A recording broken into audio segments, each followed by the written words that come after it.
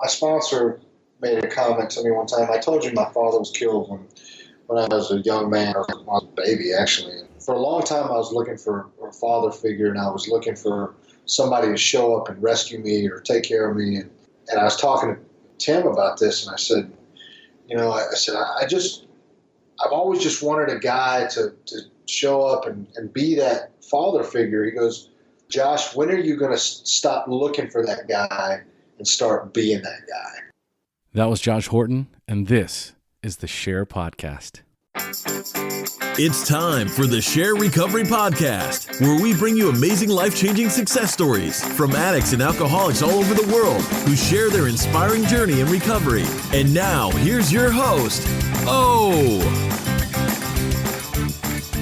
Hey everybody, and welcome to another episode of the SHAIR Podcast. And today we have Joshua Horton joining us on the show. And what an amazing and inspirational story of addiction and recovery Josh has. Josh currently is a second-year Ole Miss Law student who finished magna cum laude from the Ole Miss Honors College. He's on his way to becoming an attorney. He's passionate about recovery. He's passionate about doing service work, but he has one hell of a checkered past.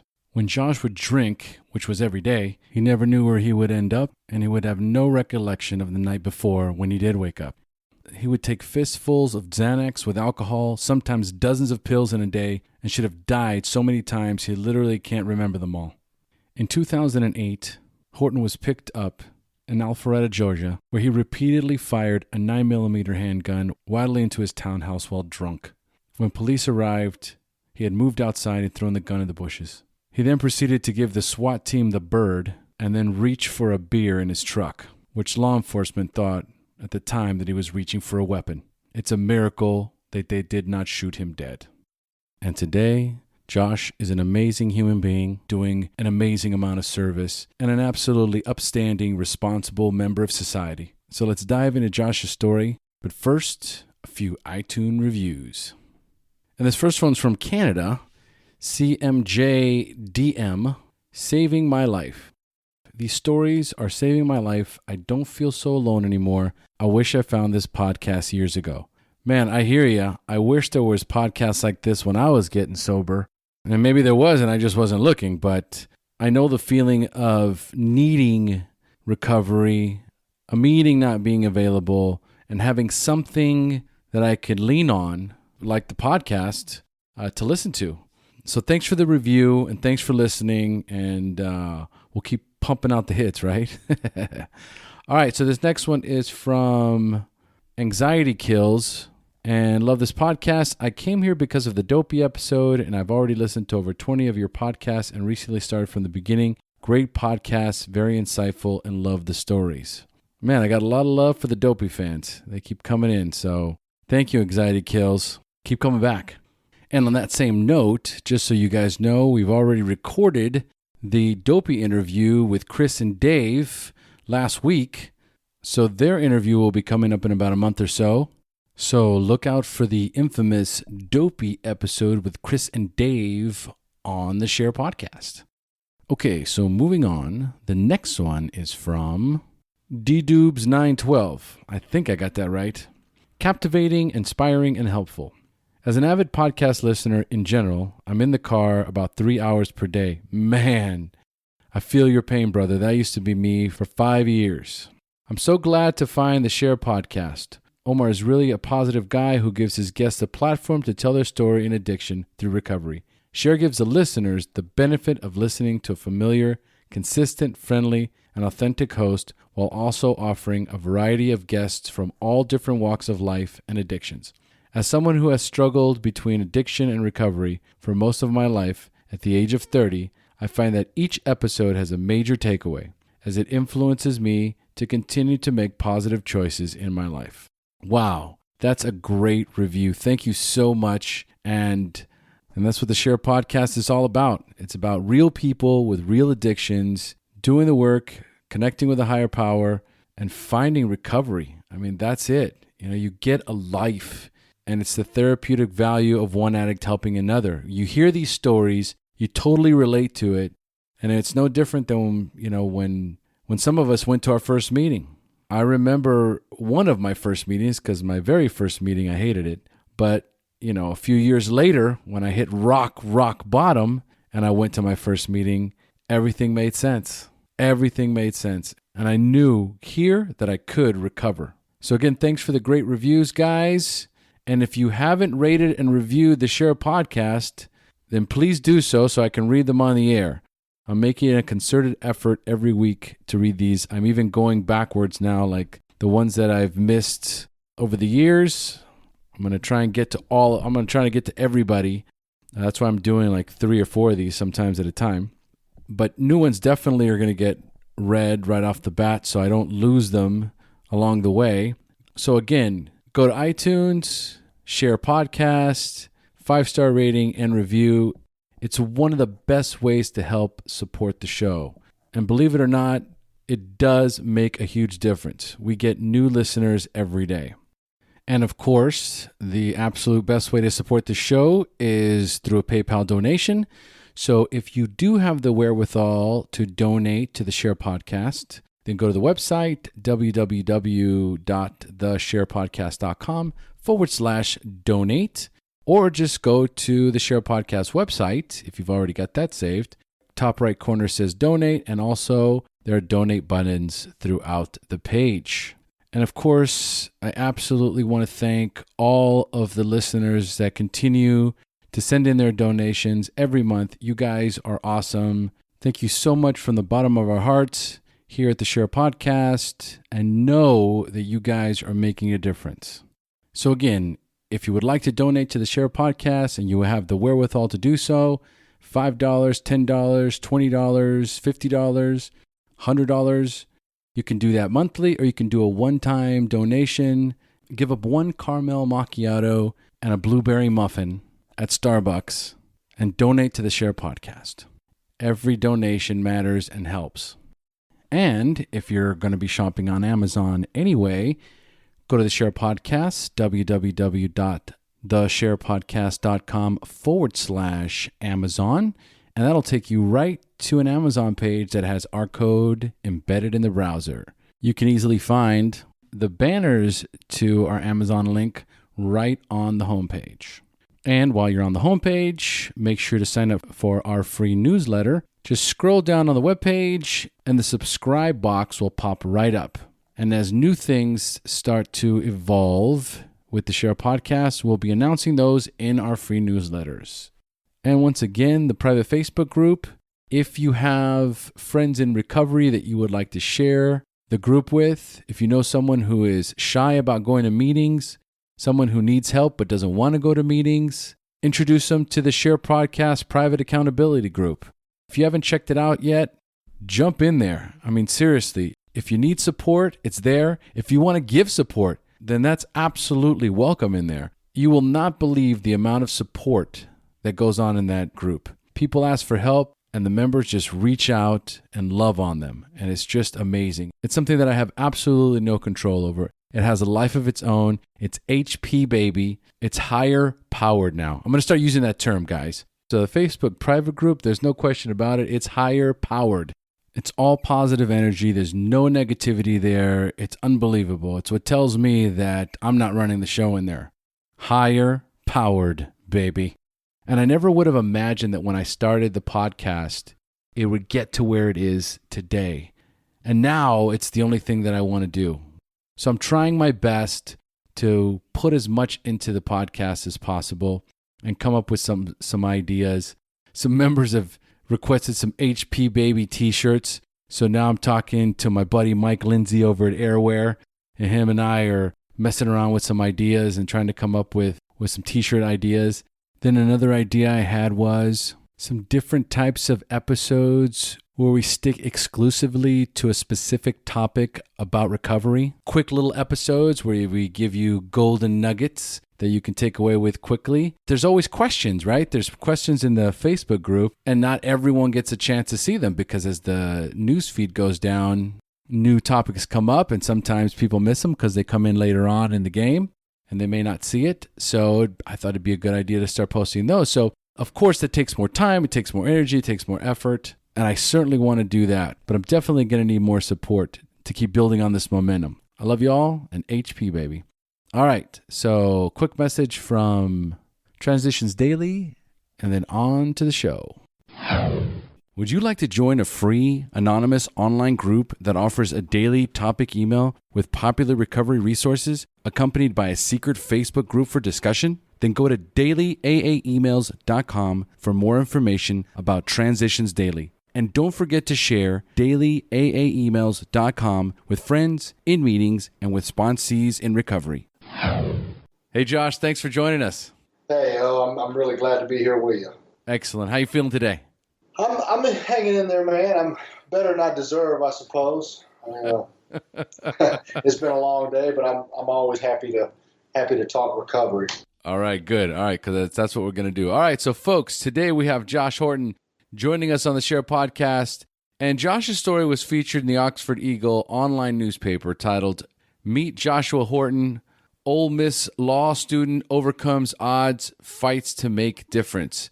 Josh is a second-year Ole Miss Law student who finished magna cum laude from the Ole Miss Honors College, but prior to his achievement, Josh was a train wreck, wreaking havoc everywhere he went. That sound about right, Josh? Yeah, I don't know. It might be more of a plane crash than a train wreck, but yeah, it was pretty bad. A little bit's happened since then. That was a few months ago, and we've had a lot of progress since then.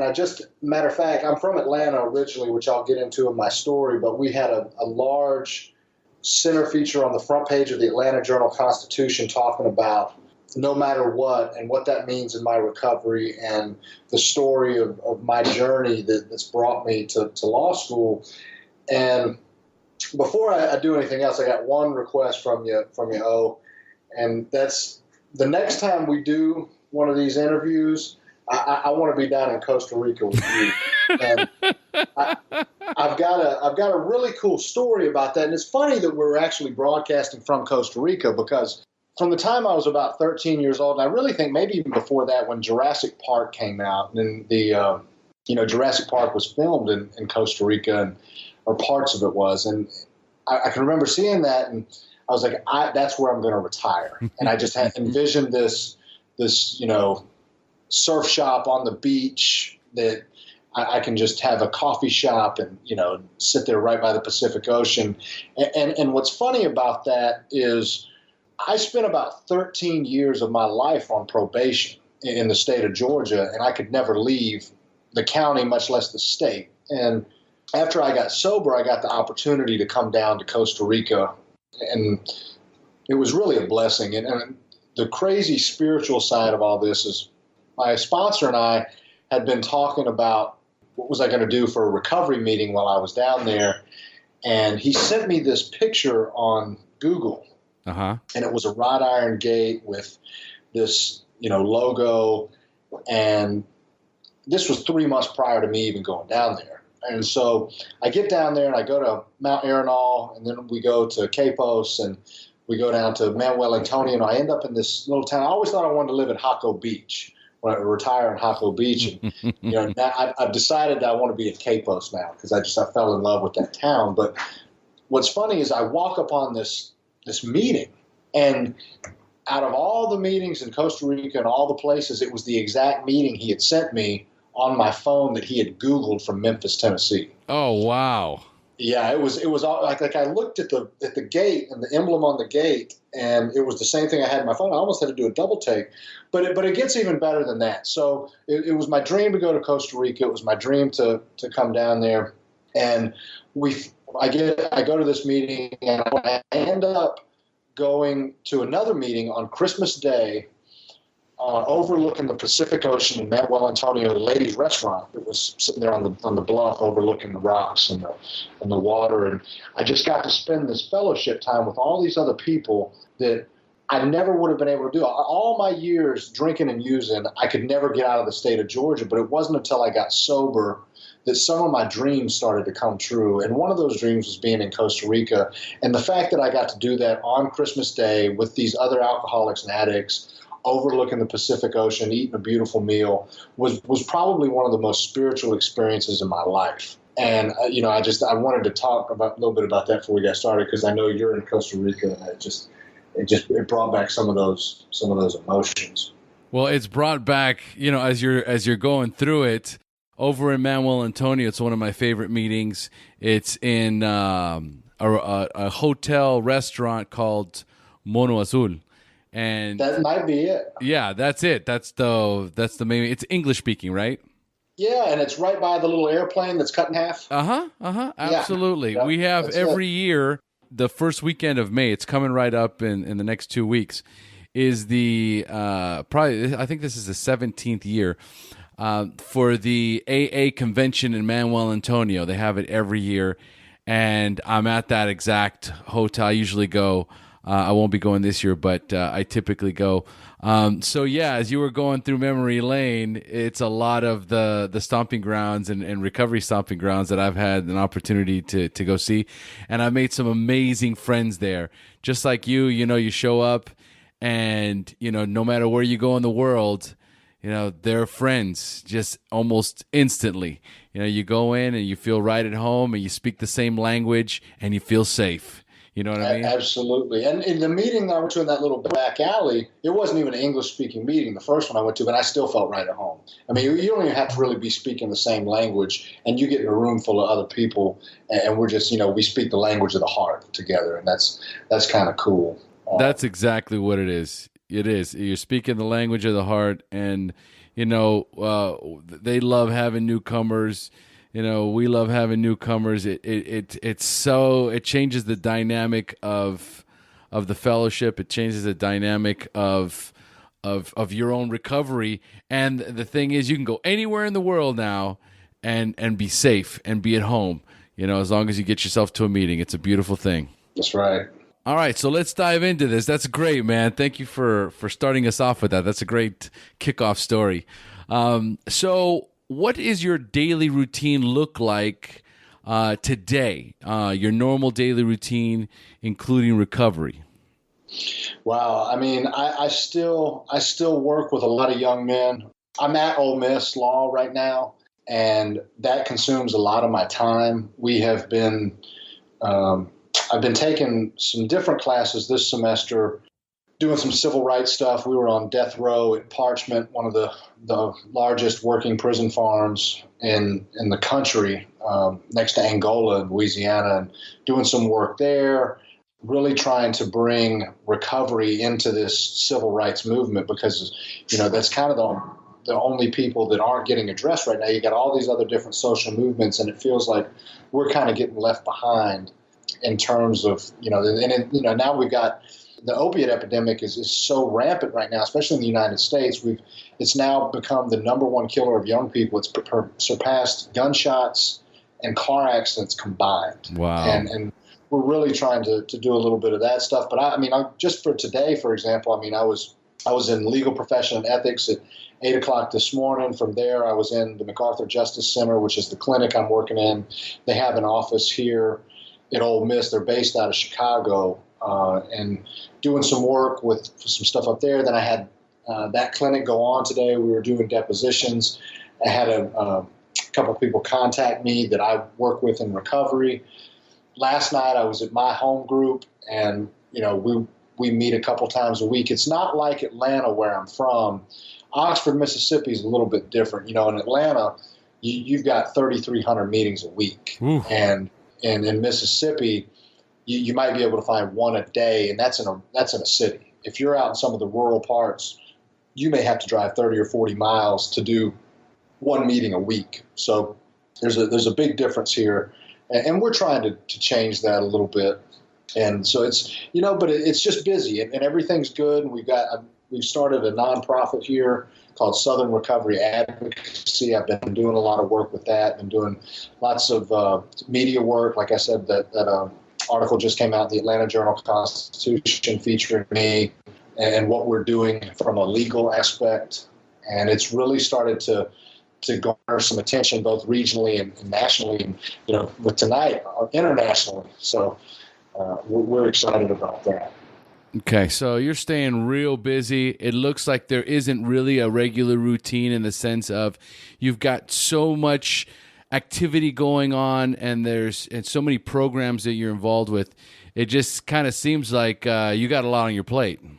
It does, but I've always managed to make time for recovery, because even with all that busy social schedule, I make time. I spend about an hour in the morning in quiet meditation, prayer. I get into literature. I just ordered a new book on Greek philosophy. I switch it up, so I'm constantly seeking spiritually, and I've found that really the secret's in the seeking. As long as I'm actively engaged in spiritual activity, whether that be church or going to a Buddhist monastery, or just these different avenues that are trying to expand spiritually, I found that it kind of finds me.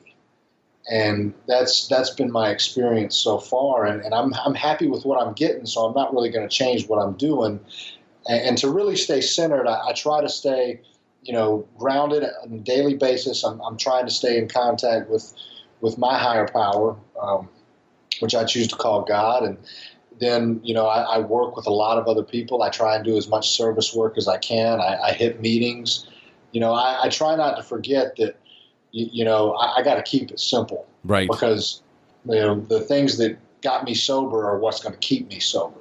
Absolutely. And I just try and do that. As busy as I may get, I always make time for that. And it seems like that when I do that and when I put those things first, my life unfolds the way it's supposed to. I was working with a doctor in charge of one of these medical programs here in Mississippi, and he described it like this. He was talking about recovery, and he likened it to a clothes rack. And what he said was, if you've got a coat rack and you've got all these different pieces of clothing, you got a coat here and a pair of jeans, and all these things are on hangers, my recovery is that rod. My recovery is what these hangers hang on. And the hangers are my job, my relationships, my financial security, all these things, my employment, all these things hang on that recovery. And if I take that recovery out, the rest of it's just going to kind of fall down. 100%. Yes, I agree 100%. And that was my next question. My next question was going to be, how do you maintain your spiritual condition, that conscious contact with a higher power? And you just answered that. I feel it's such... I have that question because I feel it's so important for all of us. I personally believe that unless you have a strong spiritual connection with a higher power, a God of your understanding, it makes it extremely difficult to really connect with the fellowship, really connect with recovery. I personally believe I can't do this alone. That's why we need each other. But sure, in connecting with each other, we're automatically connecting with a higher power. We're automatically connecting with God. So yes, it's very important for me, and I think it's a very strong message that you have for those that are listening, that having that conscious contact with a higher power is paramount for your recovery. Absolutely. It's just like working out. If I want to get stronger and I want to get, or running, whatever it may be, you can compare it to physical activity. I better be working out those muscles, and spirituality is the same way. I've got to be engaged in what I'm doing, and I've got to be working that spiritual muscle. And when I do that, I get stronger spiritually. It's, when I don't, I feel that too. And you mentioned something that reminds me of a poem I heard one time, and it says, I sought my God I could not see. I sought my soul eluded me. And it says, I sought my brother and I found all three. And that kind of goes back to that idea of, I find God when I'm out there working with other alcoholics and when I'm doing service. And the beautiful thing about it is I can find that even when I'm not helping alcoholics. I can be out there helping other people. And I got that from recovery. I got those tools that connect me to other people from you guys. And I hear people say all the time, they say, this is a spiritual program. No, bullshit. It's a spiritual life. The program's what gets us plugged into it. I like that. That's nice. So Josh, how much clean time do you have, and when's your anniversary date? I got sober January 27th of 2013, so I've got a little over 4 years. Beautiful. I love it. Good for you. Congrats. Thank you. So how old were you the first time you drank or used drugs, and more importantly, how did they make you feel? Well, the first time I got drunk, I was about 13 years old, and I was with a friend. His father had bought us a 6-pack of beer, and I knew I was alcoholic from the get-go, and the reason I know that is because I almost felt like a freeze-dried alcoholic. I was just waiting for the alcohol to add. I'd always felt different. I'd always felt, like I didn't get the instruction manual to life. Like I was on the outside looking in. I was wanting my insides to feel like your outsides looked, and that just never happened for me. But so when I was about 13, my stepdad's got this 6-pack of beer, or my buddy's dad got the 6-pack of beer, and I drank my 3, and he drank his 3, and he went to bed, and I went to the liquor cabinet and got a bottle of Jack Daniels and ended up waking up in my own vomit. So, that was my first experience with alcohol. Wow. And, most normal people would do that and say, good God, I don't want any more of that, and I did it, and I was like, when can I do that again? But because it wasn't even that it was so great, but it scratched that itch. It fixed that God-sized hole that I've got inside of me that I can't fill with anything. And booze seemed to temporarily solve that problem or scratch that itch until it didn't anymore, and it started to create problems. Of course. All right, Josh. Looks like you're all warmed up, buddy. So it's time for me to turn this show over to you. It's time for you to share your story, the battle against drugs and alcohol, the wreckage it caused in your life, when you hit rock bottom, and then finally your journey into recovery up until today. So, Josh, take it away. All right, thanks. So, like I said, I drank the first time at 13 years old. I'm going to back up a little bit further than that, though. I was about 8 weeks old. I was born in Atlanta. My family had moved us down to Florida. My grandparents owned a surf shop in Panama City Beach and in Destin called the Surf Hut. I think that's kind of one of the reasons I want to retire in Costa Rica and have a surf hut Costa Rica. But we had moved down, and my grandfather and my father were out on a boat. My father was on the front of the boat looking for sandbars, and they hit one, and it flipped my father over the front of the boat. My grandpa ran over him, and the propeller hit my father in the head, killing him instantly. Oh my God! And there was alcohol involved in that. I mean, there was no DUI or anything, but they were actively drinking. That was 1983, so it was a long time ago. But we moved back to Atlanta and moved in with my mother's parents and stayed there for a while. And they're all from New Orleans. And I don't know if you know anything about New Orleans, but it's a very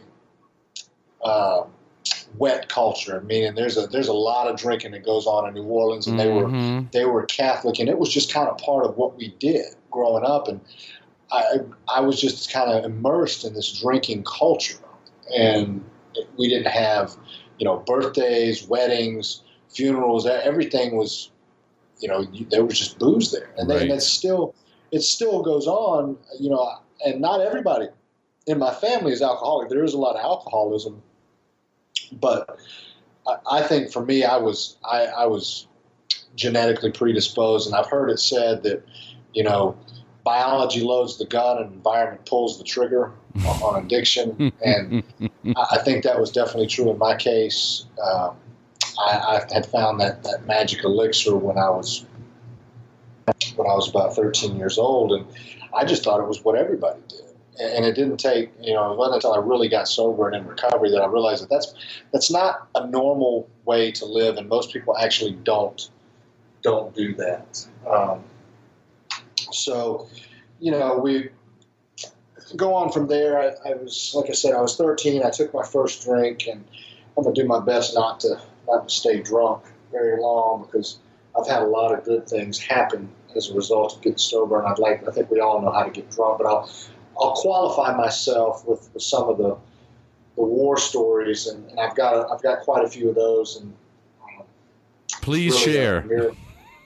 Yeah, it's a miracle that I'm even here. I got my first DUI when I was 16 years old. I was charged as an adult in Panama City, Florida, and I made some disparaging remarks to the officer and found myself hogtied on the pavement. And that was my first experience with law enforcement. From there, it got worse. I ended up quitting school shortly thereafter, and I was dating a girl whose mother was a Playboy photographer in Atlanta, and moved in with them, and they were doing, illicit activities, and there was photography going on, and I thought I had found heaven. I'm 16 years old, and I'm waving to guys on the school bus with, photography going on in the house with Playboy, and I'm smoking weed and drinking beer. And I'm thinking, I have found my niche. This is what I need to do for the rest of my life. I could just Big Lebowski my way through this. And it wasn't, but like I said, I started out drinking alcoholically, so I had a lot of problems. And I continued to fall into these cycles and these, I had a lot of problems with law enforcement. I'm the kind of drunk that society just doesn't tolerate drinking. And it was made abundantly clear. I've had 4 DUIs in total. I had my house raided by the drug task force. All these different scenarios. I wound up drunk and in Las Vegas at 21 years old, and I had flown out there with a girl that I had known for 3 weeks. I ended up getting married by Elvis at 3 o'clock in the morning. This is awesome. To a woman that's 16 years my senior. Oh, shit. It gets better, Ro. It gets better. And so they don't even do marriages past 3 a.m. or past 12 o'clock midnight anymore in Vegas, I think, for people like me. And I've actually thought about suing The Hangover, the movie, for copyright infringement on my life, because there's definitely some similarities there that you can't really make up. But so I end up, Elvis marries us. We're 3 o'clock in the morning. Limo driver's the witness. I end up tattooing the wrong initials on my back. Oh. And I come back to I didn't. The sad part is she watched them do it and didn't realize it wasn't her initials. Oh. So we come back to Atlanta, and it takes somebody pointing out to me that those are not, in fact, the woman I married's initials, and so they've since been covered up. But that's the kind of tragically funny things I would do drinking, and it always got worse. I burned through my father died, and he had left, he didn't have life insurance, but we had an annuity. And then I got these installments for the college plan at 18, 19, 20, and 21. And I burned through all of it. It was about $60,000 in total. Oh. And it was designed to give me an education. And all it did was pay attorneys and kept me out of prison. And fueled alcoholism and addiction. I bounced, from couch to couch. And I was later informed by my sponsor that just because somebody lets me sleep on their couch does not mean that I'm not homeless. I was very much, in fact, homeless for years, but I thought because people took pity on me and let me sleep on their couch that I somehow was not that bad. Right. In fact, I was. And things just continued to get worse. I ended up, I never could keep a job for very long. I was always good and talented, and I could always do things for a little while, but I never could keep it up because the drinking wouldn't allow me to do it. I couldn't function successfully in society actively using it. And so it kept me from ever making any kind of progress. And, I would stay on probation in 3 different counties, and, you're trying to juggle all that with different probation officers and drug tests and then rehab. I've been to 9 different treatment centers, and I started out in places that were pretty nice. I've had $40,000 big books issued from really fancy treatment centers, and I've had state issued ones. But all of them kept telling me to go the same thing. You need to go to these meetings. Right. And for a guy like me, I just had a hard time paying attention. I couldn't surrender the fact that, they say the great obsession of every alcoholic is that one day he's going to be able to control and enjoy his drinking. And, I pursued that to the gates of insanity and almost to death. One of the later incidents, I'd gotten really drunk outside of my home and gotten in an argument, and I pulled a weapon, and I ended up firing the weapon. And, the SWAT team came out, and I'm so drunk. I'm in a blackout drunk at this point. I had thrown the gun in the bushes, and this is part of what that Atlanta story that came out in the Atlanta Journal-Constitution was all about. Was, they draw down on me and they tell me, put your hands up, and I throw on the bird, and I go back into my truck. Oh, they think I'm reaching for a weapon. I'm reaching for a beer.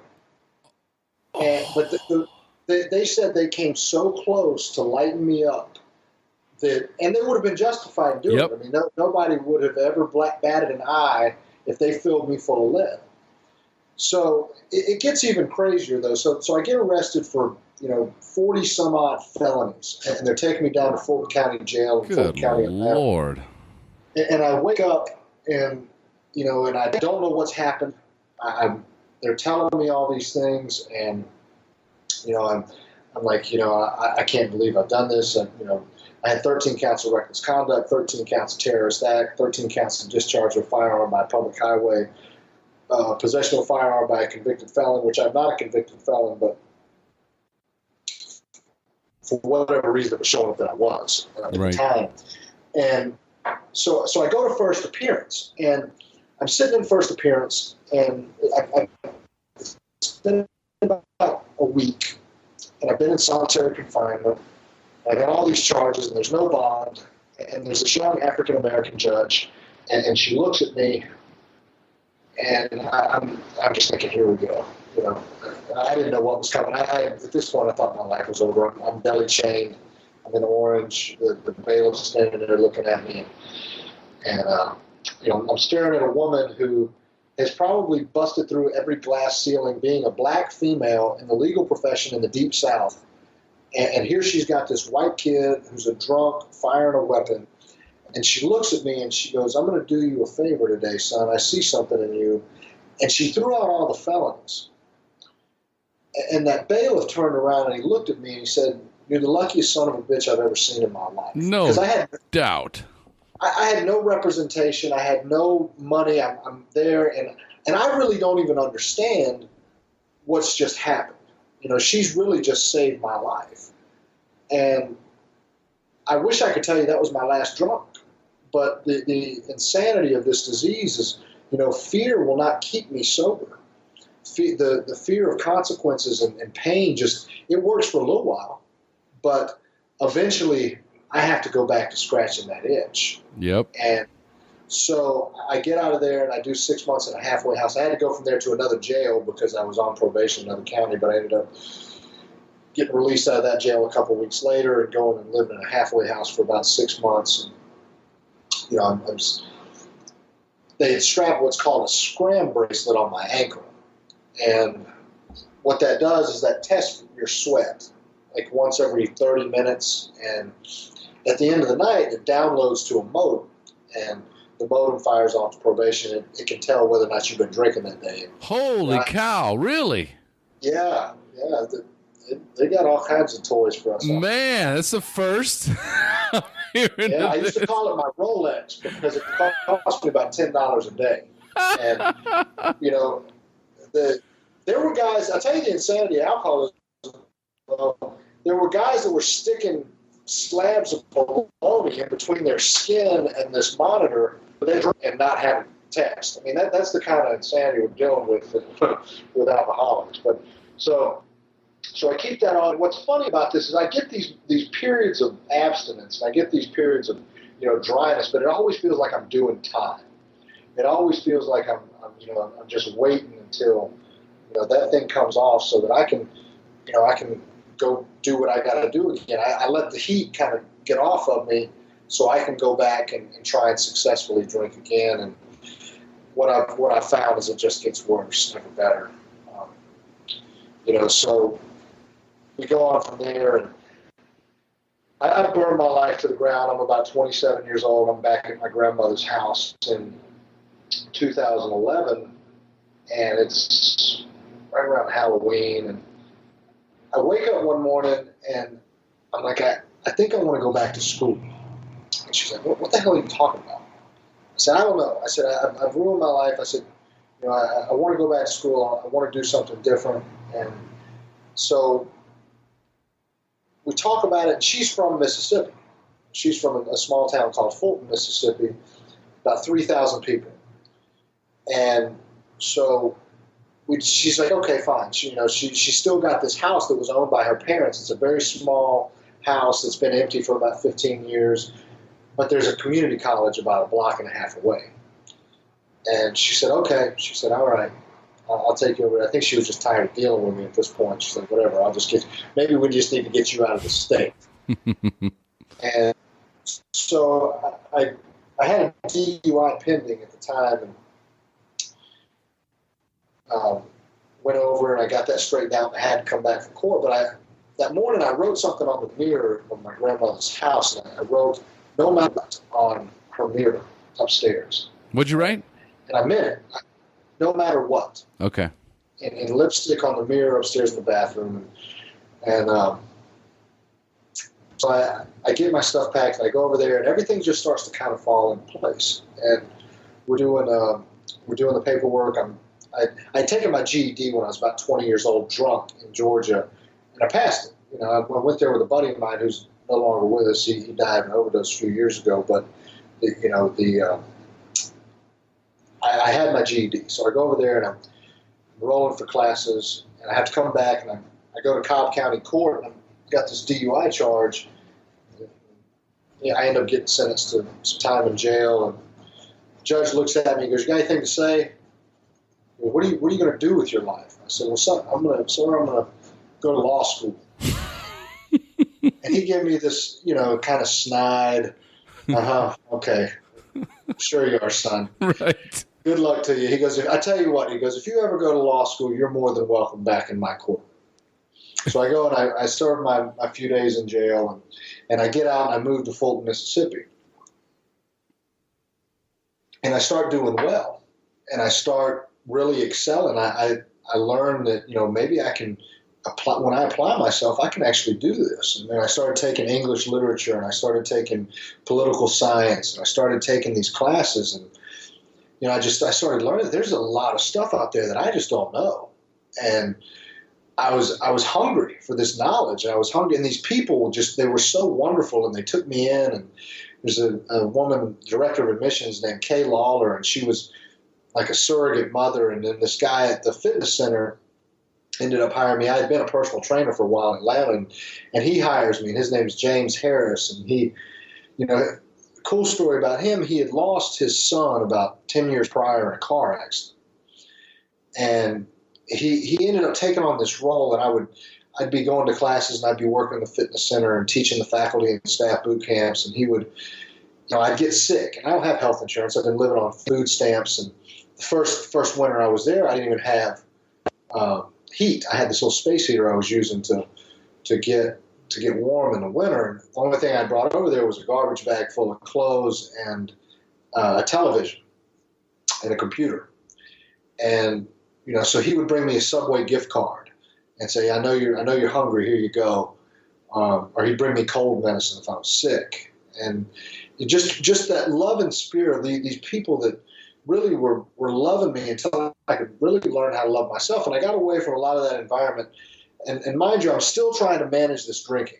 And I'm living in a dry county, which I didn't even know they had anymore. But so they don't sell liquor there, which I think kind of kept me dry enough to where I could, make it. I would have to drive 2 counties over to get booze, so it was just pain. I could only do it so often. Right? I didn't have money to get over there. It was hard and all this stuff. So, but I found a way to get drunk, and I ended up finding a way back into a jail cell.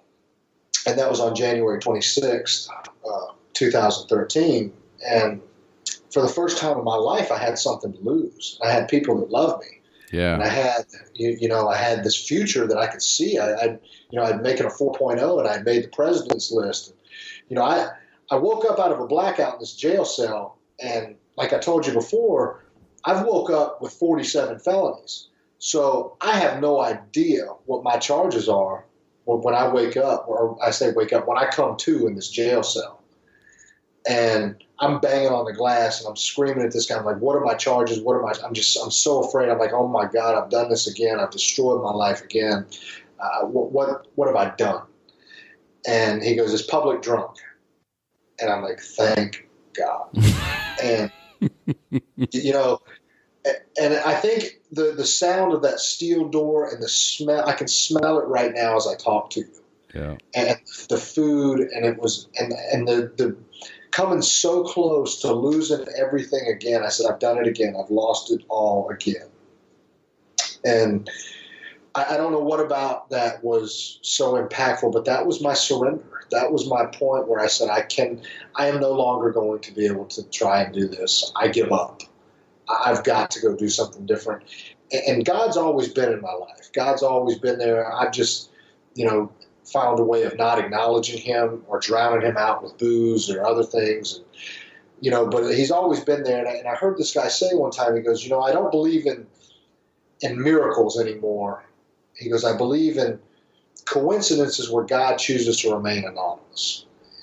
And I get out of jail, and like I told you, in Mississippi, there's not a whole lot of AA meetings in Itawamba County in northeast Mississippi. But just so happens the one meeting they had in the entire county was right behind my house, and it met once a week. And it was literally, I could see the guys out there smoking.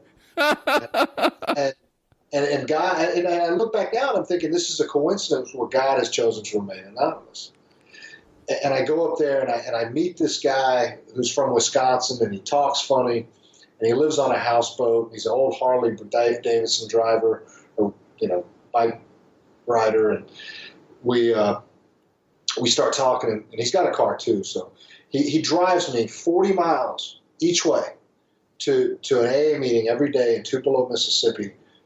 And we start talking, and we start, I couldn't even, I was so afraid when I first got sober. I don't know really what made me surrender. I couldn't even go to the bathroom without calling this guy. I couldn't, I was just afraid to make a decision. I had a lot of fear and a lot of terror and a lot of bewilderment. I still, feel those emotions trying to come out of this fog. And I don't know what I'm doing. I'm afraid because I'm losing my best friend. Alcohol's been my best friend for a long time. Right.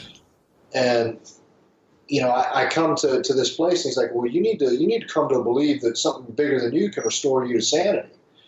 And I grew up, I like to say I'm a recovering alcoholic and a recovering Southern Baptist. I grew up Baptist, and it was a bad exposure of me to religion, and I had a lot of resentment, a lot of prejudice, and a lot of judgment. Yes. Towards religion, or my brand of religion anyway. And so that's what I associated with when he said, you got to figure out. I said, I don't even want to talk about Jesus, and he's like, I said, I don't know if I believe, man. And this was to another guy in the program. He goes, you don't have to believe. He goes, why don't you just believe that I believe?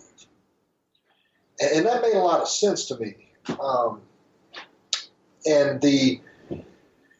Here was a guy, he had done 2 9-year stints in prison. He'd been shot in the face during an armed robbery with a shotgun. He had a glass eye, and he had 8 years sober, and he had a job, and he had a driver's license, and he had a family.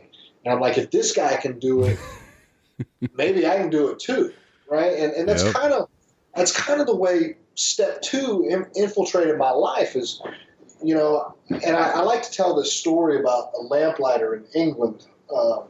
Back before there was electricity, they used lamplighters to go around and light the street lights on the roads of England. And the guy would go around at dusk, and he would light these lamps all around the streets, and it would be getting dark, and people would be looking out the windows, and you could never see the lamplighter, but you could see where he'd been. And that's kind of what recovery's like to me. I can't see God, but I can walk into a room full of people in recovery, and I can see where he's been. Yeah. And that's when I started to believe, and that's when I started to see that maybe these guys were onto something. And so I keep going a little further, and I keep going to these things. And I start working some steps, and I start trying to surrender, and I'm praying. I don't know what I'm doing. And this old lady in Tupelo, I'm yelling about something at a meeting, and I'm dumping my garbage.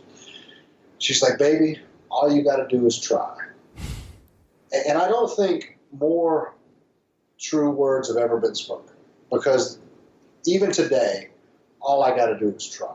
All I got to do is wake up and make an effort, and God shows up.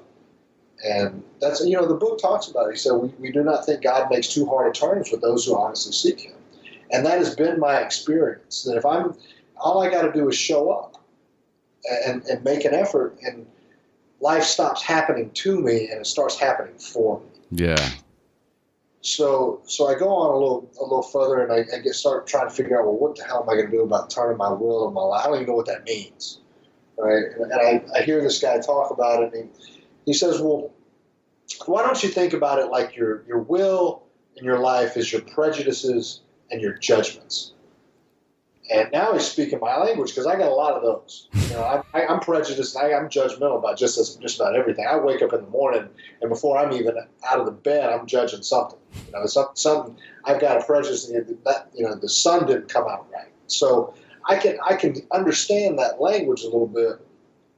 And he's like, why don't you turn your prejudices and your judgments over? And the guy that I was working with had me read this book called Sermon on the Mount by Emmett Fox. Mm-hmm. And I love this book. And it was a new view of prayer and God and just these ideas. And I don't know how true this is, but I've heard that that's what Alcoholics Anonymous used before they had the big book. They used to get around and use this book as a workbook type thing before they had the big book. But it's kind of speculation. I'm not sure. I'm not sure either. It could have been, but Sermon on the Mount's been suggested and been read by many a member of Alcoholics Anonymous. Yeah, that's for sure. And so that kind of transformed my prayer life, and I started to see these things show up in my life, and I start to see these opportunities starting to present themselves to me, and just because I'm willing to do the work. And that's what I tell these guys I work with. I'm like, all you got to do is show up. Just do your part. Yeah. Quit. And this old guy that I go to meetings with now, he says, quit looking for a tangible God and do the work that leads to it. And I really like that. Because that's what happens. I don't find God. God finds me as a result of me getting out of the way. And I really believe that's all the 12 steps are. Each step is a little bit more of ego deflation, and it chips away at that ego and all that garbage that's blocking me from God and from other people. And every step I take just takes a little bit more me out of the way and puts more of God into it. And that's where the magic happens. And I've also heard it said, how do you know what God's will is? Well, his will is that you do the rest of those steps. And some guy told me that one time, so I was like, okay, good point. So I do that. I start working on step 4. I'm doing this inventory, and that's where I really start to see that alcohol is not my problem. Alcohol is a symptom of my problem, and what I really suffer from is selfishness and self-centeredness, and this idea of I've got to be in control of every aspect of my life, and I've got these instincts, and they're out of control. Selfishness, self-centeredness, greed, lust, pride, all these, there's 7 deadly. You look at them, and I've just got them, but I've got them exponentially greater than most normal human beings got them, because I think as alcoholics, we just do everything to the hilt,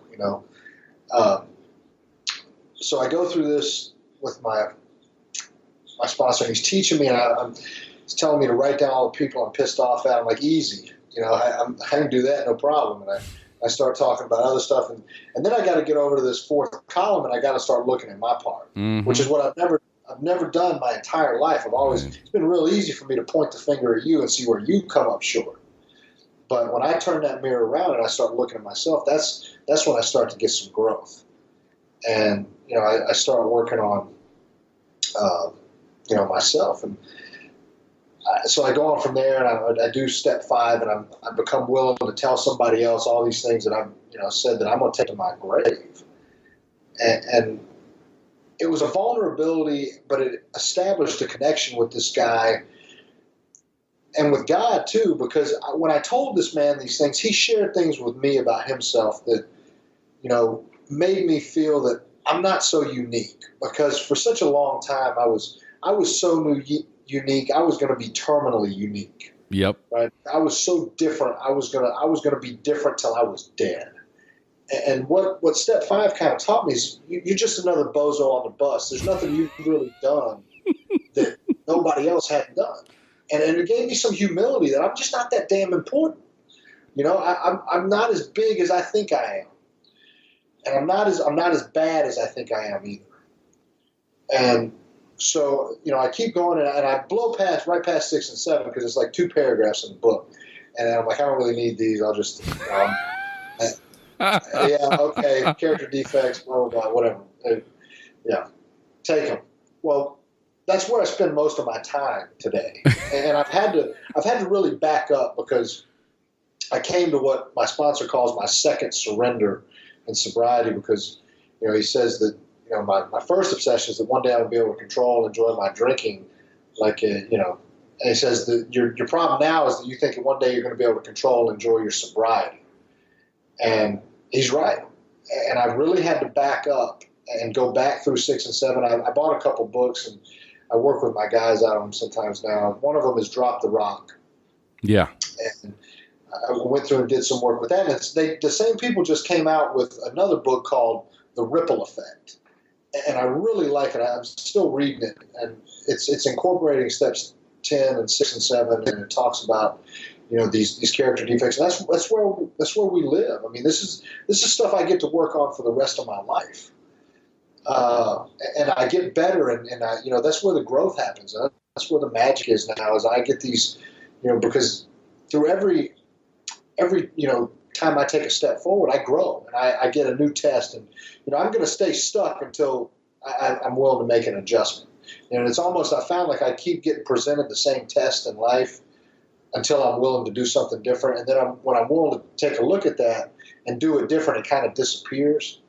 It's weird how that happens. But anyway, so I'm still working on 6 and 7 and 10 today, as a matter of fact. But so I'm going on through the steps with him, and I come to 8 and 9, and I've got to write down all these people I've hurt, and I got a lot. And I'm, you know, and I start to do step 9, and, you know, I got to be willing to go do these things. And I thought for a long time that step 9 was about, you know, me, and it was about, you know, or about the other people, and about the, you know, getting these people off my back. And what I found is step 9 is for me. Step 9 is taking those rocks off of my back. Yep. And it's about freedom, and it's about being able to go around and look people in the eye, and have some integrity and some character, and all these qualities that I could never find drinking and using. And really, until I got enough humility to say, I don't know all the answers. I need some help, and I still need that help today. And I talked to my sponsor earlier today. I mean, we still talk a lot. So this is an ongoing process, and the steps evolve and they change. And, you know, the booze is no longer the problem. It's more about the living today. But, you know, the step 9 is where those miracles start to happen, and I start to take these actions. And I heard it said one time that you're never going to think your way into right acting. You got to act your way into right thinking. Yep. And step 9 was where I started to see some of that stuff come to fruition, and my thinking started to change, and my life started to change and started to get better. You know, and like I told you earlier, I'm constantly seeking spiritually how to grow and how to change. And I want to go give this stuff away, and that's step 12 for me. And practice these principles in all my affairs, and I come short every day. I find new ways to screw up at life. But the beauty of this is I don't have to be perfect today. All I got to do is try.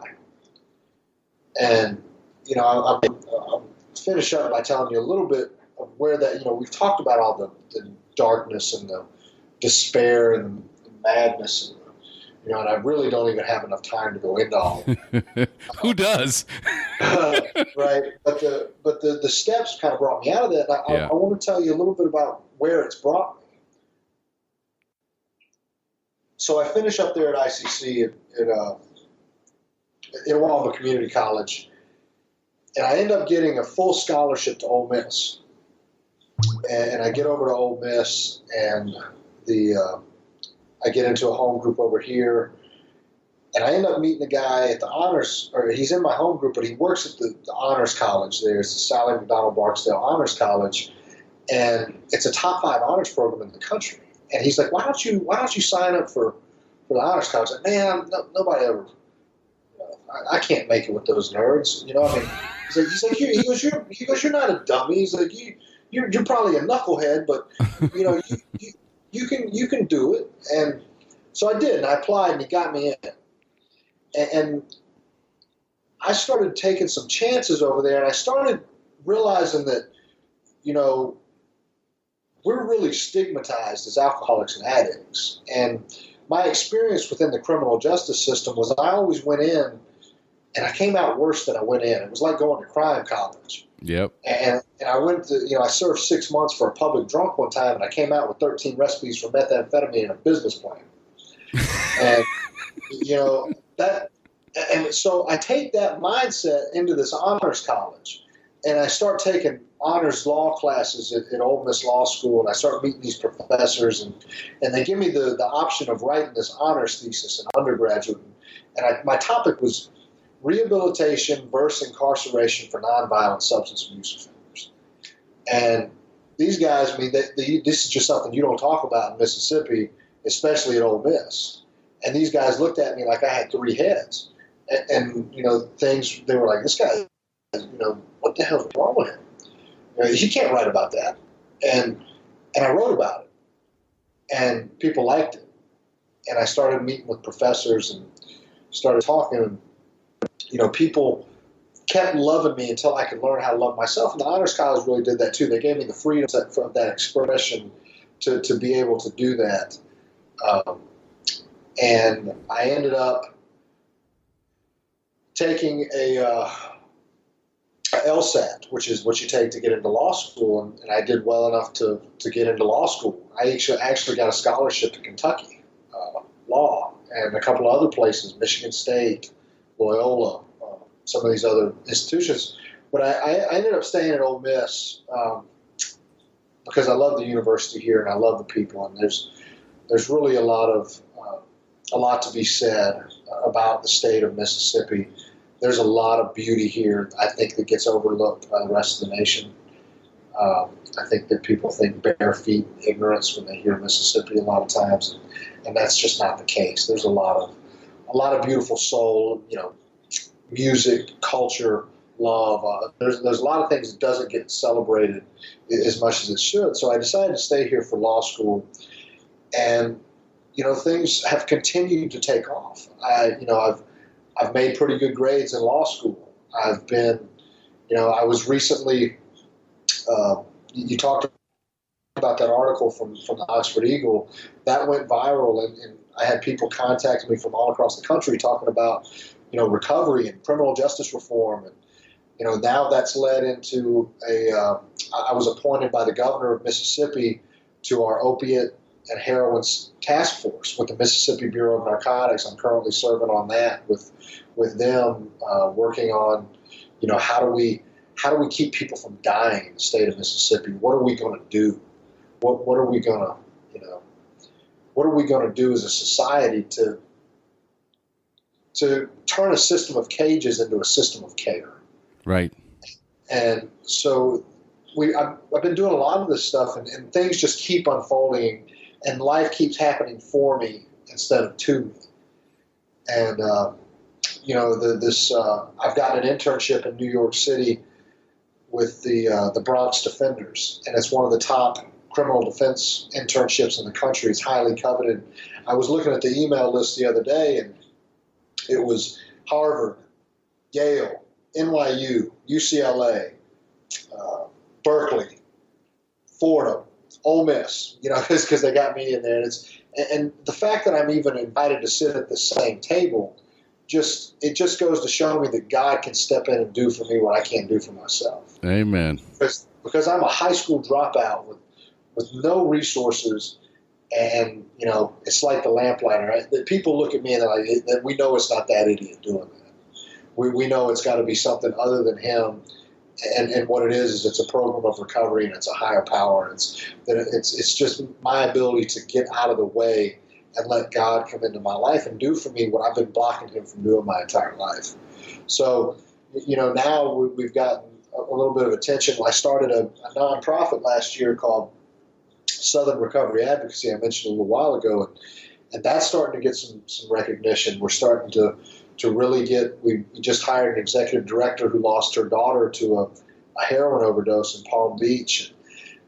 She's decided to come in and help us, and she's got a history in politics and with state agencies. And, we've got town halls and getting the attention of legislators, and people are starting to pay attention, and they're starting to see maybe there's something to this recovery stuff. And it's all just about going and trying to help the next bozo on the bus and saying, look, and it's the same principles we learn in recovery, right? I can't keep it unless I go give it away. Right. And I can never outgive God. So the more and more I try and give this thing away, the more full my life gets. And that's the miracle of it all, is that I get to go out and I get to pursue my passion, and I don't have to worry about anything else. God takes care of it all for me if I'm just willing to show up and do the work.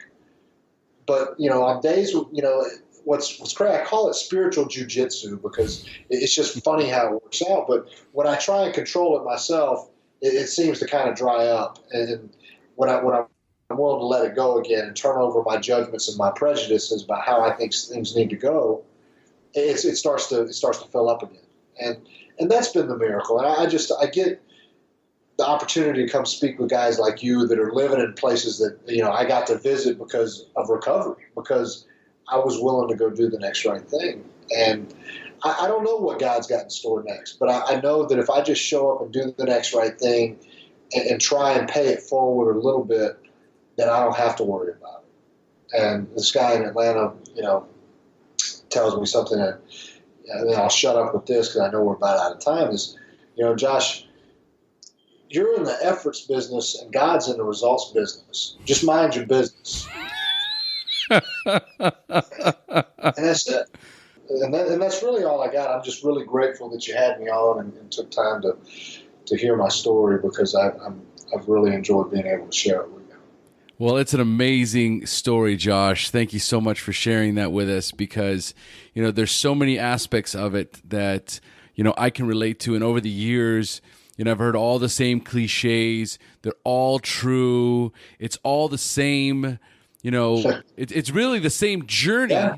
Because we all have the same tools given to us by the same people that got it given to them, right? We just give what we get freely. And, you brought up being terminally unique.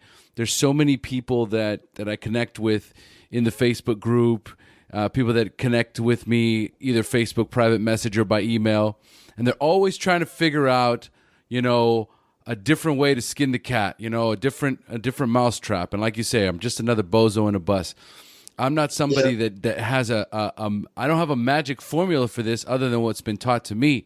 And so I don't know any other way for someone else to get the miracles that you and I have gotten without doing the work. So a lot of us are so terminally unique. We're so special that, this doesn't apply to me. It applies to all of us. It's absolutely free. And if you work it, it will change your life. It will metamorphosize your life. I have interviewed, well over 100 people. And the thing is that there are these gem stories like yours.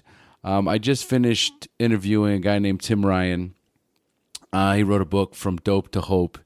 And he's another one just like you, whereas I'm listening to your story, there's no question that God has something so big planned for you, because someone who abused drugs the way you did, abused the system the way you did, spent time in jail, almost has literally dodged bullets, and today is sharing a story about someone who is a law student, who is an advocate for recovery, for fighting the stigma against addiction.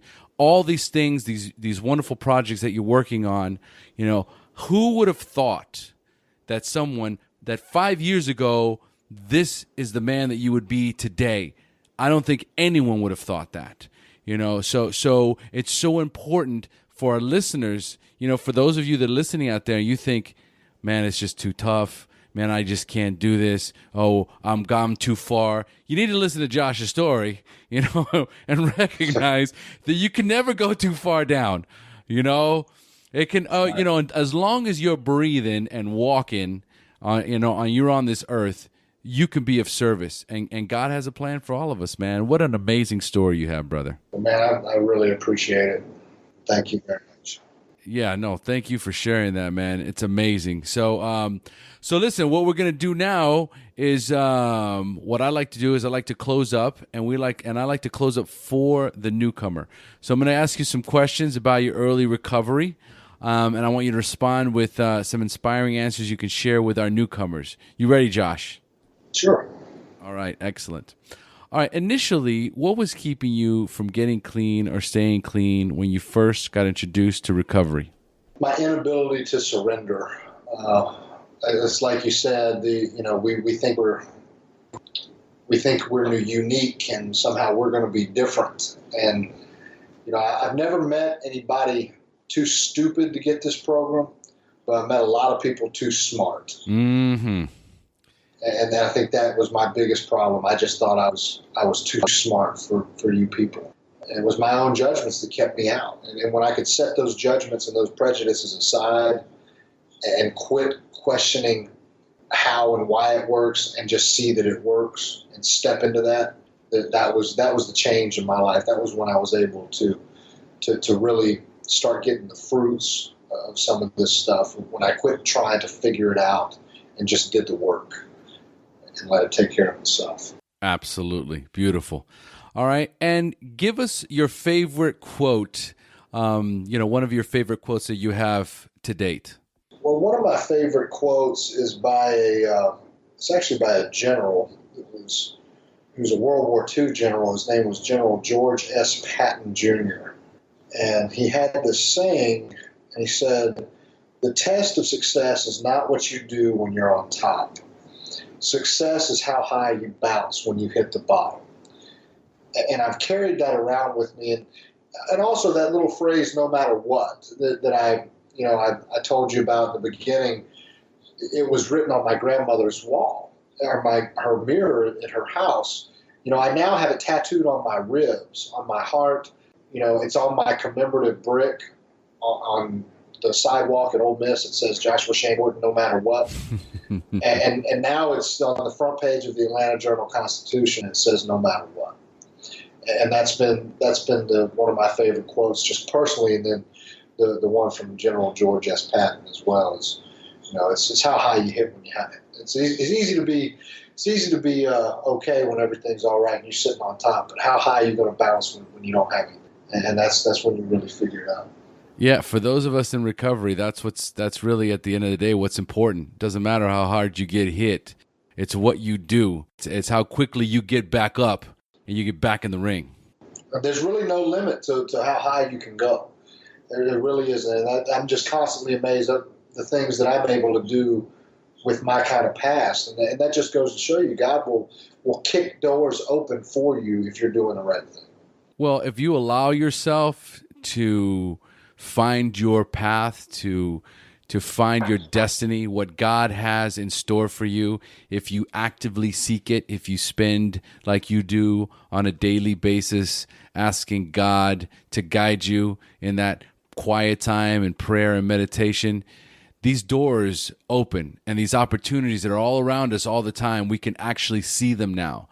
And that's what happens. Who you're supposed to be starts to unfold naturally. Absolutely right.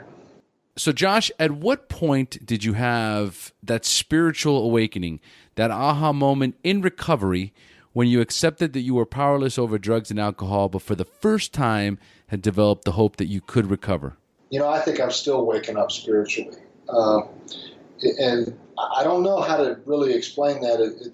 I have moments where I just, I feel like I'm on the beam, or I'm on the, the path. I'll see a sunset, like that moment I was telling you about in Costa Rica, and I'm able to really see what's going on in my life with some clarity and some vision of, the spiritual life it's not a theory. We got to live it, and when we do live it, it's there. And it's like Chuck C says, it's just a new pair of glasses. Mm-hmm. And it's always there for me to see, but what's my perspective? So that's tough, because I think that I go back and forth with it. Some days I'm really on the beam, and some days I'm not, but it's all a matter of my perspective. I think definitely, if I could, I guess step 5 was one of those big moments.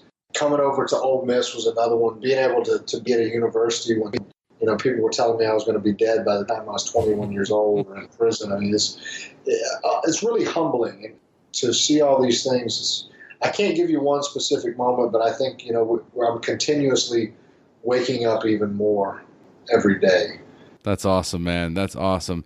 And it does, once you can connect with that, because a lot of times people don't even realize they're having spiritual awakenings. They much later on, they identify those God shots. But it's amazing when you finally realize that subtle little miracle that happened in your life is God providing you with a spiritual awakening. And you look at these things and you're like, wow, this is it. This is God showing me that I'm on the right path, that I'm on the beam. Yeah, and I think a lot of it's just the biggest spiritual awakening is just the ability to be present in my own life, and then to be able to pay attention in the moment, to be able to pay attention to what I'm doing and see it. Where, for so long I was living in yesterday, or I was too busy worrying about tomorrow. It's really a blessing and a spiritual, it says in How It Works, may you find him now. It doesn't say may you find him yesterday or may you find him tomorrow. You got to find him right where you are. Yeah. That's kind of what it's like. Absolutely. Absolutely. All right. So Josh, tell me, do you have a favorite book that you would recommend to a newcomer that you read in early recovery? Man, I got several. Can I give you more than one? Sure. Absolutely. I mentioned Sermon on the Mount. Mm-hmm. I love that book. A New Pair of Glasses. Chuck C, baby. Yeah, I love that book. That was a great book. And another one was M. Scott Peck wrote The Road Less Traveled. Yeah. And I really like that one too. Those are all 3 amazing books and so instrumental for so many people in early recovery, because they're easy reads and they're easy to connect with. Yeah, and I needed that. I think AA is really just life for dummies. Sometimes I needed it dumbed down a little bit. I hear you, brother. I hear you. All right. So, what is the best suggestion you have ever received?